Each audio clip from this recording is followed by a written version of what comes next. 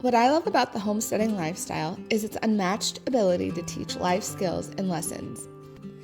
In a world full of convenience and instant gratification, this way of life has truly taught us that nothing is instant, and even hard work doesn't always pay off. At least, not the first time.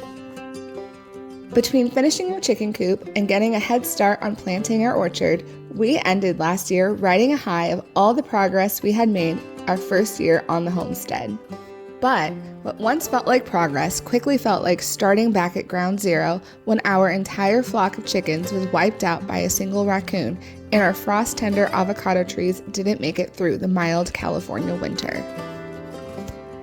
Failure is hard, and accepting failure is hard work. But it is a great lesson that our homestead has taught us this year, and with it, the skills of grit and determination to learn from our mistakes and try again in the hope that this time around, the hard work pays off. Hi, we are Ryan and Christina, and back in 2023, we went against the grain and bought our 1-acre homestead in the Bay Area, California. Join us as we tackle DIY projects, learn new skills, and dream big dreams in the pursuit of creating our forever homestead. Hey you guys, I'm back in our back orchard, and Ryan has gone ahead and planted 3 new avocado trees. This was so painful for us watching our avocado trees die that we planted last season. I think that they died by a combination of 2 things. The first is that I did not protect them from the California winter. When I bought the trees, the tag said that they were hardy down to like 24 degrees. I didn't realize that meant that the tree is hardy when it's more mature to that temperature. Because they were so young and small, I think they were closer to being hardy to around like 35 degrees, and we definitely got some frost, and I just watched them die after that point. Also, last year we did the back to Eden method on our back orchard, which has worked so beautifully for all of our trees, with the exception of our avocados. When we originally planted our first round of avocados, we did not hill them, so they were flush with the ground, and I think they don't like to have wet feet, and so I think what happened was when we covered them with cardboard and then mulch, I think they got a little waterlogged and they started to get rot from the root. I'm not positive on that, but the combination of those 2 things just totally took out our avocados. With the exception of one Fuerta, it looks pretty bad, but it still has a tint of green. And now that we're over our last frost date here in Northern California, I'm gonna see if it comes back. I've heard that avocados can look really bad and then come back, depending on how their root structure looks. So I'm gonna see if that works.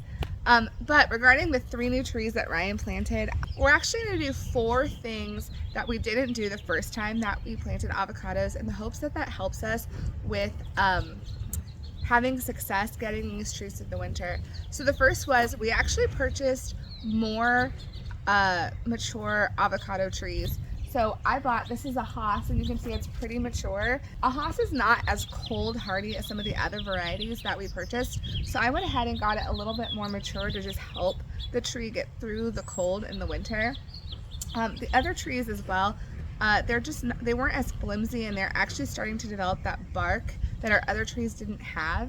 So we did invest this time around in some more hardy, older, mature trees. I think that that's going to help substantially with us having success this year. At least I'm hoping so, because it was a little bit of an investment to buy more mature trees. The second thing that we did is we hilled our avocado trees, all 3 of them that we planted. So instead of being flush with the ground, the tree is on a hill, and that's going to allow the water to kind of go away from the roots and help the roots of the avocado expand and hopefully kind of dry out the roots up top. So Ryan has already done that. So those are the first 2 things that we did. The third thing that we did was I did not protect our avocado trees from sun scald last year. I knew that I should probably be painting my trees, but I didn't, because I had this mentality that if I'm going to own a tree, I want it to get as hardy as possible, and I don't want to baby it. Obviously that didn't work. So I am going to paint the tree right now today, And instead of using like a house latex paint, I'm going to be using this Ivy Organic whitewash.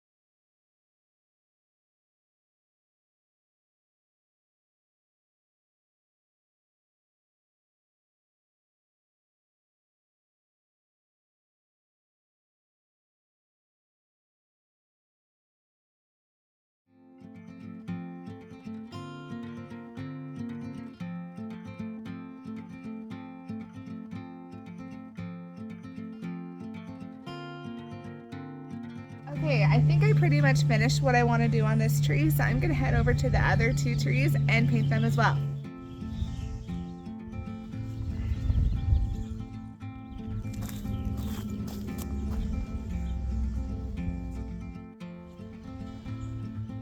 Okay, I think this one is pretty much done, so I'm going to move on to the next one. Okay, so this is our Pinkerton avocado, and the other one that I just did is called a surprise avocado. So I believe one is a type A and one is a type B. I think this is a type A. I think the surprise is a type B.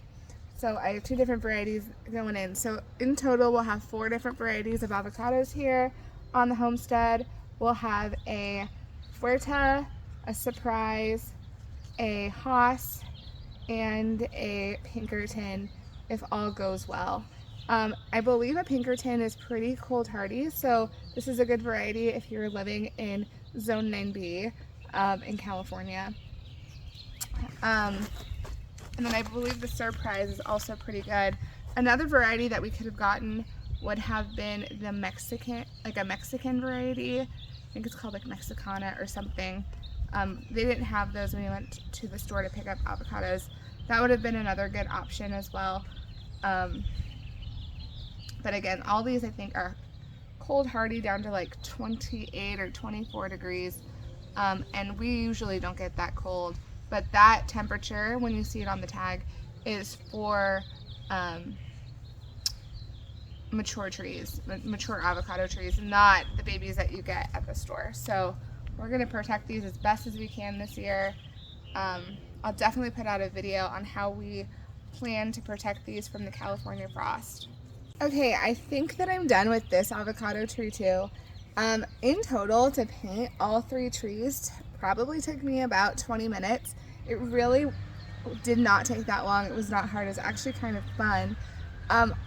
Actually, it's so hot here in California right now. I think it's like 75, 76 degrees outside. It's perfect weather.